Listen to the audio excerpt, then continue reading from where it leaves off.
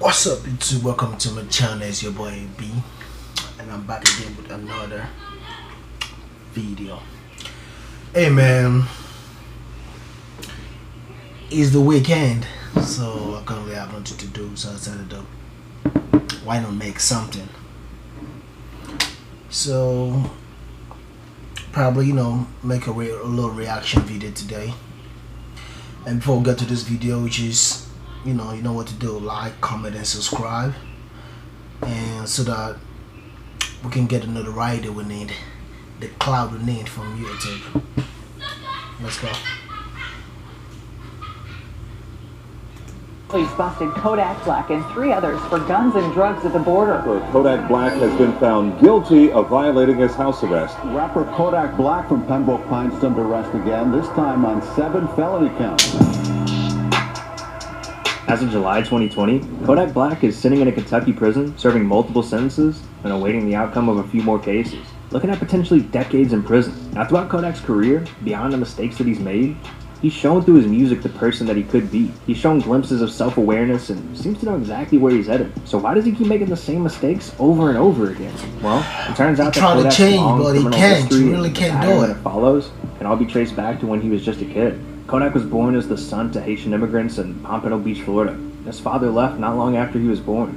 That was a loss that ruined the family financially, eventually causing Kodak's mother to relocate her son and herself to public housing. It's safe to say the situation was less than ideal for raising a child. There, the family was exposed to daily drug deals, domestic disputes, and gang activity. Early on, Kodak decided school wasn't for him. Instead, deciding to engage in petty thievery alongside bad crowds as he sold drugs on the side. Kodak felt early in his life that he only had 2 options: selling drugs with a gun on his hip or rap. Even as his rap career was taking shape during his teen years, Kodak still dealt with legal issues for crimes of petty drug offenses and shoplifting that landed him in a youth detention center 3 times in a year. And he'd actually have his first big break when he was bailed out by producers that saw potential in him. The moment of his bail was potentially the most pivotal moment of his life. But even with all the potential in the world, by 2016, when Kodak was blossoming into a young star, he'd be hit with the charge that he's still fighting to this day.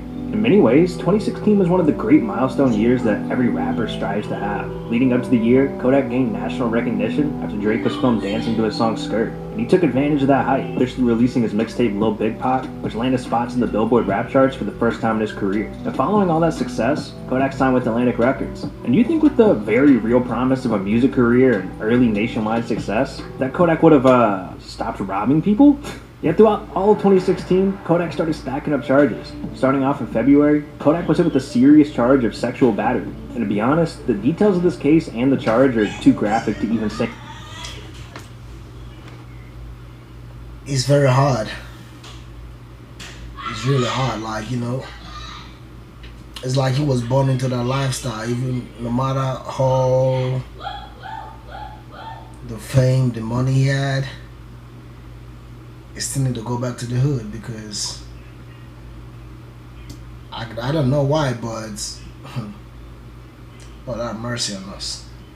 Thing on YouTube. But this incident happened in South Carolina after a woman alleged that she went with Kodak back to his hotel room and she claims some stuff happened that she didn't want. Now, Kodak was able to bail himself out, but he didn't remain free for long. 2 months later in April, officers actually caught Kodak purchasing some of the devil's lettuce from a drug dealer's car. Now they tried to go talk to Kodak about it, but he tried to pull a TK and do the race. Now with the police in pursuit, Kodak tossed a .40 caliber Glock 23 handgun out the window, which makes him running make a lot more sense. Flurry of charges were pressed on Kodak. Included felony possession of a firearm, You're gonna sound dumb from doing that, along with a number of traffic violations. Making bail yet again, Kodak was arrested just a month later in May for outstanding warrants on charges of false imprisonment and armed robbery. While in jail, warrants for his arrest on his charge of sexual misconduct began to resurface, which prompted a trial to be set in August. I don't know if this is probably on the camera. This is not alcohol. I don't drink alcohol. I don't smoke.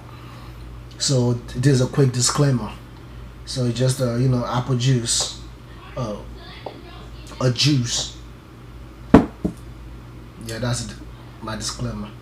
With Kodak facing many of the charges he racked up throughout the year, he accepted a plea deal that would require he plead no contest for the charges in exchange for a year of house arrest and 5 years of probation. In addition, he was required to complete community service as well as anger management. Kodak actually had executives from Atlantic Records present at the trial. They testified on behalf of Kodak's potential as an artist. Evidently, the promise of Kodak's future as a successful artist was enough to convince local prosecutors to give him a slap on the wrist on charges that collectively would have put him behind bars for at least a decade. But not long after the sentencing, he was sent to prison for 120 days on a possession charge. During this time, he was extradited to South Carolina to face his February charges of sexual assault. Kodak was able to post a $120,000 bond as the trial awaited for the assault allegations. But even with Kodak catching a break, dodging years in prison, serving house arrest instead, he still couldn't stay out of trouble. In 2017, he cost himself millions of dollars and he violated his probation. Similar to 2016, he started 2017 off with great promise. His hit single Tunnel Vision was released in 2017, and that climbed all the way up to number 6 on the Billboard Hot 100 list. And he'd go on to later release a project entitled Painting Pictures, which went on to be one of his most successful studio albums,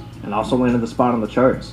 However, in spite of all that success, Kodak still continued to rake in charges. Although compared to 2016, we saw a much more mild-mannered Kodak, which many viewed as a step in the right direction. Instead of charges for armed robbery, Kodak faced charges for violating his probation, along with battery. His arrest relating to violating his probation led to him canceling his tour at the time, costing him millions of dollars. In April, he was officially indicted by the grand jury in South Carolina on the charge of first-degree criminal sexual conduct, although the trial was once again ultimately postponed. During that same month, he got into an altercation with his group anger management therapist. While in sessions, he refused to stop burping repeatedly, and she made him leave. When he refused to leave, she threatened to call 911, which prompted him to grab her phone and wrist. And she later recommended that Kodak should have individual therapy. Yeah, it's probably a good idea. Now, although non-criminal, the incident played a role in his sentencing for the probation violation that eventually earned him a year at Broward County Jail, with the possibility of parole, provided that he took a life skills course. Following his completion of the skills course, Kodak was out in 97 days. At this point, it became clear that Kodak wasn't ready to change. He found himself getting right back in jail in 2018 after snitching on himself. Stupid! Consistent with his last few years, by January 2018, Kodak was at it again. During an Instagram live video, Kodak exposed himself as he filmed his Broward home. In view were drugs and weapons as a child walked nearby, and police were quickly alerted to the situation going on in his house, thus bringing us Kodak's first charges of the new year. Since he was on probation, Kodak was immediately arrested and booked on 2 charges of felony possession of a firearm, possession of marijuana over 20 grams, child neglect without bodily harm, 2 counts of parole violation, and here's the kicker: grand theft of a firearm, after it had been discovered that one of the weapons had been reported stolen. Now, his attorneys would be able to get prosecutors to drop the charges of grand theft, child neglect, and felony possession of a firearm, but still the damage had been done. Despite pleading not guilty for the remaining charges, Kodak was still sentenced to a year in jail with credit served. However dumb the mistake was, Kodak seemed to finally be taking rehabilitation seriously. While serving his time, he earned a high school diploma through a GED program, tweeted about writing a book, and even legally changed his name, hinting on the fact that he's becoming a different person. And more good news came from his release when it was found that his probation would be lifted as well, making it the first time in years that Kodak would actually be truly free. There was a brief time of relative peace in Kodak's legal life until that sexual assault case in 2016 came back once again. This time, a South Carolina prosecutor announced that Kodak would be expected to return once again to court in either summer or early fall, where he faced up to 30 years behind bars. And it was also during this time that we learned the victim in question was not a minor at the time of the incident, which proved to be a relatively small win for the defense counsel of Kodak. But weird enough, the prosecutors never really followed up on this case for reasons that haven't been published, leaving the outcome of this case still up in the air. Things finally seemed like they were looking up for Kodak. He seemed to be taking rehabilitation seriously and making progress. But all those hopeful thoughts would come to an end when Kodak would be hit with his most serious charges yet in 2019. Moving into 2019, it seemed Kodak had made good on his last sentence, until a civil case disputing concert scheduling from 2017 found its way to Kodak. After failing to make good on concerts that dated back from 2017, the promoter allowed Kodak to reschedule 3 different times until he announced in a lawsuit that, in addition to ruining his reputation, Kodak's behavior had cost him a total of $500,000. On the criminal front, Kodak was arrested once again after he entered the United States from Canada by Border Patrol agents who found a Glock and some of the devil's lettuce in his car. As towing streak came to an end after being arrested for charges that could have easily been avoided, Kodak was able to post bail and was publicly let loose as he walked out covering his face with a fan of cash. Alright Kodak, I'll give you that one, it's pretty gangster. It's pretty gangster. Then, a month later, Probably FBI, a white, alongside police forces, probably a white guy doing this Kodak's shit. tour bus Said, parked outside I'll a give you that venue. one's pretty There, gangster. weapons were found along with members of Kodak's crew who were arrested on the scene. Agents had attempted to make entry into the venue that Kodak was performing at, but they were denied access. And you think following his first charges of firearm possession that Kodak would stop carrying a Glock with him everywhere he goes? Come on, Kodak! But just weeks later, after nearly being arrested at a venue, Kodak would famously be arrested at Rolling Loud Miami by Miami PD on firearm charges just before he could perform. This arrest led to federal and state charges being filed, where a bond was set at $500,000, the most of any of his arrests so far.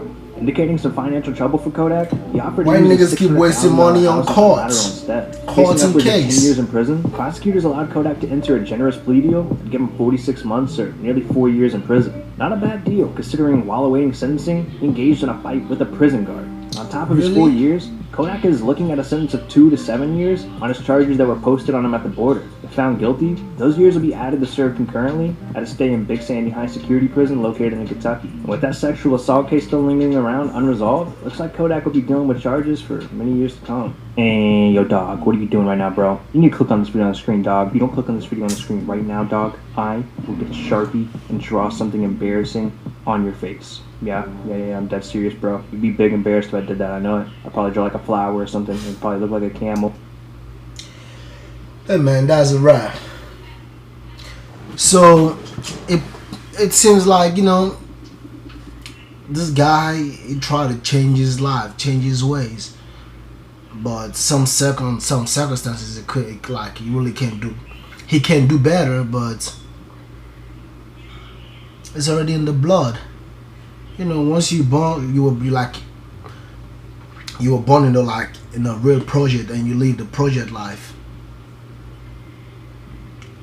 It's pretty difficult to, you know, to step out of those life, because that's why no matter how much he gets, he keep going back to those crazy life. And I just, you know, I wish everybody a good life, and, you know, stay out of trouble, and also subscribe to my channel. Peace out. See you in the next video. Okay, bye.